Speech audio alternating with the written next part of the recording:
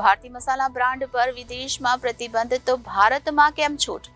Pack મસાલામાંથી cancer પ્રેરક chemical મળ્યું. ડોક્ટરો શું કહે છે, કેવી રીતે બચી શકાય?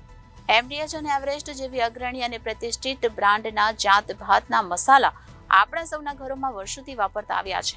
ભારતમાં છેલ્લા થોડા વર્ષોથી વધતા કેન્સરના આંકડાઓ અને બહાર મળતા રેડીમેડ મસાલા વચ્ચે કોઈ સંબંધ હોઈ શકે? એક 35 વર્ષીય મહિલા જે એક દિવસ અચાનક બ્રેસ્ટમાં કંઈક ગાંઠ જેવું અનુભવાયું અને સમય ગુમાવ્યા વિના ડોક્ટર પાસે જઈને ટેસ્ટ કરાવ્યા. ફેમિલીમાં કોઈ જ મેડિકલ હિસ્ટ્રી નહીં હતી, ન સિગરેટનું કે દારૂનું કોઈ સેવન ન હતું. ડોક્ટરે ચેકઅપ કરતા આખું ફેમિલી શોકમાં ગરકાવ થઈ ગયું, કારણ કે આ મહિલાને બ્રેસ્ટ કેન્સર ડિટેક્ટ થયું હતું.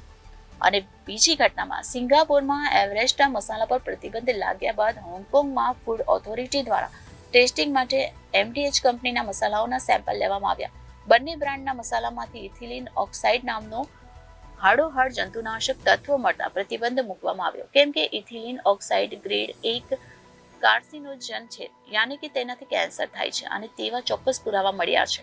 મોટે ભાગે મસાલાઓમાં ફ્યુમિગેશન તરીકે વપરાતું આ કેમિકલ લિમ્ફોમા, લ્યુકેમિયા અને સ્ત્રીઓમાં બ્રેસ્ટ કેન્સર નોતરી શકે છે.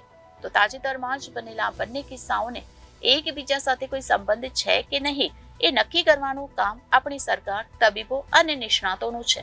પરંતુ ન્યૂઝ થરથરાવી મૂકે તેવા છે. એમડીએચ અને એવરેસ્ટ જેવી અગ્રણી અને પ્રતિષ્ઠિત બ્રાન્ડના જાત ભાતના મસાલા આપણા સૌના ઘરોમાં વર્ષોથી વપરાતા આવ્યા છે. ભારતમાં છેલ્લા થોડા વર્ષોથી વધતા કેન્સરના આંકડા અને બહાર મળતા રેડીમેડ મસાલા વચ્ચે કોઈ સંબંધ હોઈ શકે?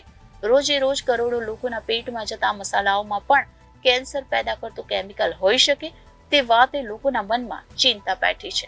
અહીં સહેજ સવાલ એ પણ થાય છે કે રસ્તા ઉપર ઊભી રહેતી લારીઓ અને 2-3 પિઝા સેન્ટરના કે રેસ્ટોરન્ટના મીઠાઈની દુકાનોમાંથી ફૂડના સેમ્પલ લઈ છાશવારે સમાચારોમાં ચમકતા ફૂડ સેફ્ટી વિભાગ અને FSSAIના ધ્યાનમાં આ નેશનલ કંપનીઓના મસાલા નહીં આવ્યા હોય? જ્યારે ભારતની બહારના કોઈ દેશની એજન્સીઓ દ્વારા ખુલાસો થયો ત્યારે છેક આ સંસ્થાઓ જાગી અને સ્પાઇસ બોર્ડ ઓફ ઇન્ડિયા જેવી સંસ્થાએ ચકાસણીના આદેશ આપ્યા. આ પૂરા મામલાને સમજવા માટે એક રિપોર્ટ તૈયાર થયો. Bureau report Janadesh news, Surat.